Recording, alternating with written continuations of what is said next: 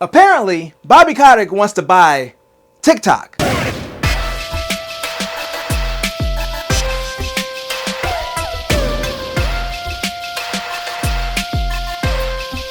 Yes, it is Sunday, so let's get sensational. I'm Mike, and no, I'm not on TikTok, but Bobby Kotick might be soon. So I talked about Bobby Kotick quite a bit at the end of last year and the beginning of this year because he was the head of Activision before it was purchased by Microsoft. Essentially, after the deal closed, Kotick was gone from the company within a couple of months.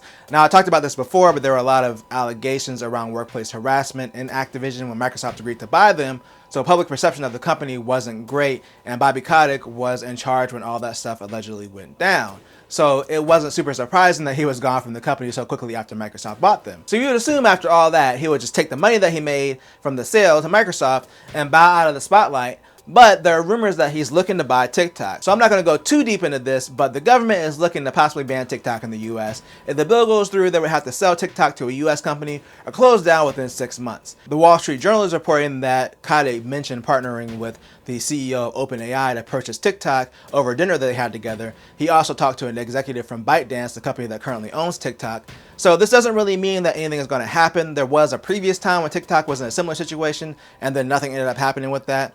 Also, even if it does go up for sale, I'm sure there'll be a lot of other companies, especially ones that are already in social media, that would be interested in buying it. I think it's just weird that he would be interested in buying TikTok, but at the same time, maybe because of how his tenure ended at Activision, he's trying to stay away from anything gaming related right now. I'm also wondering if he did buy it, would he try to change it, maybe make it more gaming focused, or just leave it as is? I mean, he could rename it KoTickTok. I'm going home after this. Either way, right now it's too early to say what's going to happen with TikTok and how serious Bobby Kotick is about buying it. And I'm sure people are thinking about buying some of the Switch games announced for Mario Day. So last week the news came out on Sunday, and since I have to have the video edited and uploaded by Sunday, I didn't have a chance to cover it.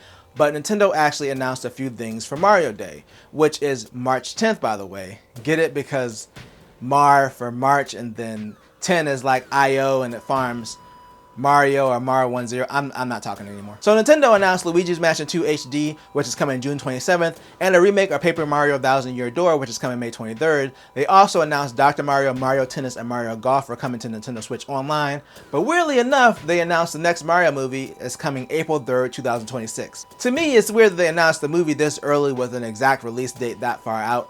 They could have just said coming 2026. I mean, it's not super surprising that they're doing another Mario movie. The first one did really well, and I watched it, and I mean, it was alright. I'll probably check out the next one too. But as far as the games announced, it's basically a re-release and a remake. And now that those aren't exciting for some people, I think these are just the type of announcements that personally I would expect to get towards the end of a console's life cycle. I don't see us getting a bunch of new games for the Switch at this point. They probably want that development to go towards games for their next system. But of course, Nintendo isn't the only one rumored to be releasing the system soon. Sony is rumored to be releasing the PS5 Pro later this year, and that's what we're talking about today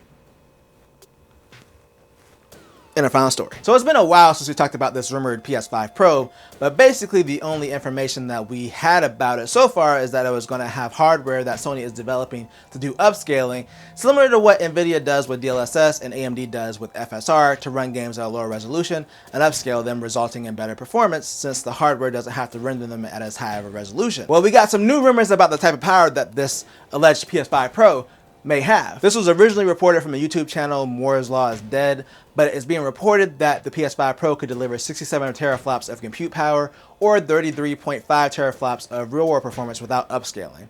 In comparison, the PS5 currently has 10.28 teraflops of compute power.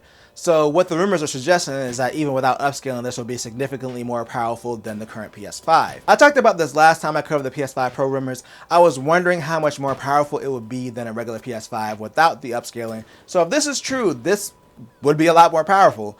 Now, as Tom's Guide article points out, the reason for this could be for better ray tracing performance.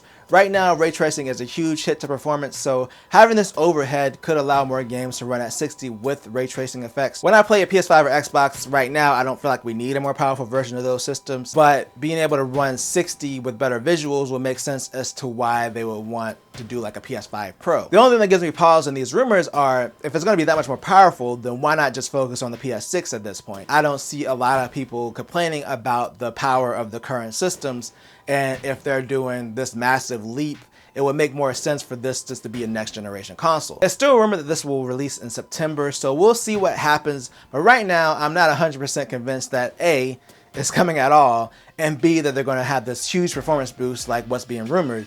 But let me know what you think in the comments. Do you feel like we need a PS5 Pro, and do you think we'll see one by the end of the year?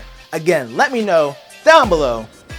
And if you enjoyed this video, then tell a friend, tell a coworker, like, share, and subscribe, and hit that bell notification to be notified when I drop a video or a live stream. And always do at least 2 things at the same time. Peace out.